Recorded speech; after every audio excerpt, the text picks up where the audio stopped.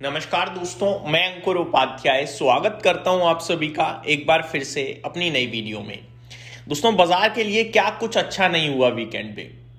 European union के साथ भारत की एक डील, जो कि मदर ऑफ ऑल डील भी कही जा रही है।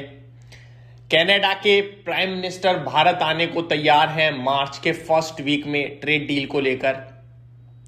यूएस हमारे ऊपर से 25% का पेनल्टी टैरिफ कभी भी हटा सकता है। अर्निंग सीजन भी कुछ खराब नहीं जा रहा, लेकिन उसके बावजूद बाजार की स्थिति इतनी ज्यादा डैमेज है कि मतलब पूछो मत।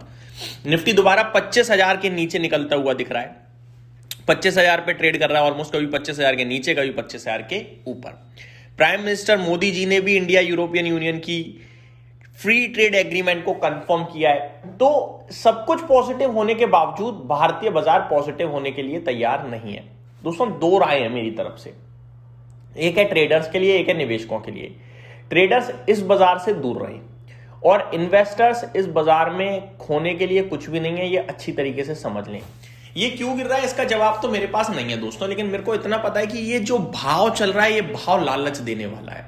ये बजट से रिलेटेड ही कुछ ना कुछ एक्शन चल रहा है, जो हमें शायद बजट के बाद समझ में आएगा, और जब समझ में आएगा तो हम लोग कहेंगे कि हाँ इसलिए गिर रहा था, बट इवेंचुअली गिरेगा नहीं बाजार। क्योंकि आप जिस भाव पे खड़े हो, ग्लोबल मार्केट जहां पे खड़ा है, जो कंडीशंस आप अपनी कंट्री के लिए डेवलप कर रहे हो वो सुपर्ब है भाई, वो हर एक पैमाने पे सुपर्ब है। फिर बाजार क्यों गिर रहा है समझ नहीं आ रहा बिल्कुल।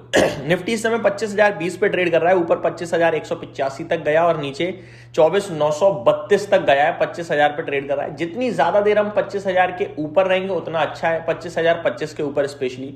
और जितना हम 25,000 के पास रहेंगे, कोशिश रहेगी बाजार की कि 25,000 तोड़ दे और नीचे चला जाए, और फिर प्रॉब्लम हो जाएगी हमें 25,000 भी पार करने में आज के लिए, क्योंकि एक्सपायरी भी हमें भूलना नहीं है। ये तो हो गई आपके लिए निफ्टी की बात। बैंक निफ्टी अभी भी हरे निशान में ट्रेड कर रहा है। Small cap just flat to negative है और मिड कैप जस्ट अभी भी लाल निशान में फिसला है। क्षेत्र स्पेसिफिक बात करूं तो एकमात्र क्षेत्र जो कमाल की परफॉर्मेंस दे रहा है वो है मेटल क्षेत्र। मेटल इंडेक्स में दोस्तों केवल वेल्सपन कॉर्प एकमात्र ऐसा शेयर है जो जस्ट अभी अभी लाल निशान में फिसला है। बाकी सारे आपके लिए तेजी में है, हरे निशान में है, और उसके पीछे रीजन है बेस मेटल के प्राइसेस। चाहे आप सिल्वर उठा के देख लो, चाहे आप कॉपर उठा के देख लो, चाहे आप गोल्ड उठा के देख लो, सब में तेजी है। हाँ, अभी करंट सिचुएशन में देखूं तो कॉपर उतना अच्छा नहीं कर रहा है, लेकिन स्टॉक्स नहीं मान रहे हैं, स्टॉक्स में लगातार तेजी चल रही है आपके लिए। थोड़ा स्टॉक स्पेसिफिक आ जाता हूं। बहुत सारे रिजल्ट्स आए और रिजल्ट्स आते हैं तो फिर ब्रोकरेज हाउसेस की रिपोर्ट्स भी पीछे पीछे आ ही जाती हैं। तो मैं आप सभी के साथ डिस्कस करना चाहूंगा ब्रोकरेज हाउसेस की रिपोर्ट जो आते हुए दिख रही है नतीजों के बाद। एक्सिस बैंक बर्स्टिन की तरफ से आउट परफॉर्म की रेटिंग है 1480 के लिए, और मैंने कल आपसे कहा भी था कि मुझे सुपर नंबर लग रहे हैं एक्सिस बैंक के, ये कमाल करना चाहिए, और कर भी रहा है। 5% से ज्यादा की तेजी है। अदानी ग्रीन पे बर्स्टिन की तरफ से अंडर परफॉर्म की रेटिंग है, 864 का व्यू है इनका। सिप्ला पे एचएसबीसी की तरफ से डाउनग्रेड की रेटिंग आई है, होल्ड के लिए डाउनग्रेड कर दिया है। टारगेट भी इन्होंने लक्ष्य कट किया है 1285 के लिए। जेफरीज ने भी डाउनग्रेड करा है अंडर परफॉर्म के लिए, 1170 का लक्ष्य दिया है। वहीं यूपीएल की बात करी जाए तो एचएसबीसी की तरफ से बाई की कॉल 925 के लिए। इंडसइंड बैंक पे सिटी की तरफ से सेल की रेटिंग आई है और 800 का व्यू है। सोना बीएलडब्ल्यू पे नोमुरा की तरफ से बाई की रेटिंग है और थोड़ा लक्ष्य को हाइक करके 623 के लिए कर दिया है। कोटक महिंद्रा बैंक पे एचएसबीसी की तरफ से बाई की रेटिंग है, टारगेट प्राइस थोड़ा सा कट किया है 490 के लिए।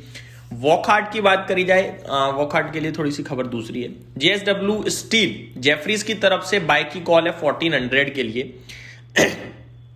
ये कुछ ब्रोकरेज हाउसेस की कवरेज थी दोस्तों स्टॉक स्पेसिफिक, जो मैंने आपके साथ डिस्कस करी। बढ़ते हैं आगे थोड़ा सा स्टॉक्स की तरफ। तो सबसे पहले आज के टॉप गेनर्स की बात करूं, एजिस वोपाक दिख रहा है 10% की तेजी है। करुण व्यासा बैंक है 9% ऊपर है। होम फर्स्ट फाइनेंस 8% ऊपर है। वेल्सपन लिविंग में 6% की तेजी है और एक्सिस बैंक भी 5.5% ऊपर है। गिरावट कहां हो रही है? वन सोर्स स्पेशलिटी केमिकल ये 14% क्रैश हो गया है। एसबीएफसी फाइनेंस ये 12% क्रैश हो गया है। जेएसडब्ल्यू एनर्जी ये 7.5% क्रैश हो गया है। सिंजीन इंटरनेशनल 7% टूट गया है और सन टीवी में करीब 7.25% की गिरावट देखने को मिल रही है।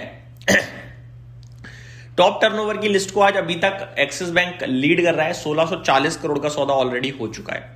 देन एचडीएफसी बैंक 1590 करोड़ का हो चुका है। देन इटर्नल 1323 करोड़ का सौदा अभी तक हो चुका है। बात करें दोस्तों निफ्टी की तो करीब करीब 25 नेगेटिव 25 पॉजिटिव। टॉप गेनर आज का है एक्सिस बैंक, फिर अदानी एंटरप्राइजेस, फिर अदानी पोर्ट्स। टॉप लूजर आज का देखोगे तो कोटक बैंक और एमएनएम है, followed by Maruti, Wipro, eternal, max health care.